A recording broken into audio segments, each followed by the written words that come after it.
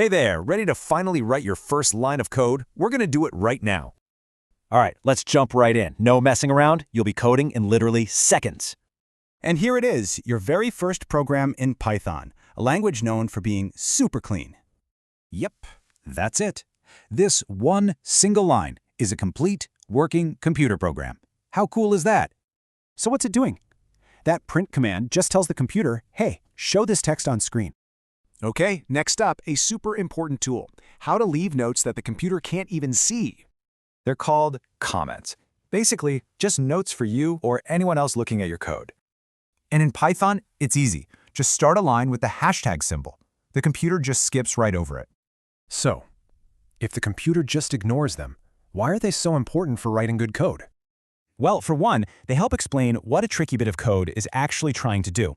They're also a lifesaver for your future self when you come back to your own code later. And this is huge. They let other programmers understand your thinking and work with you. All right, let's see how this all looks when you put it together. Code in action.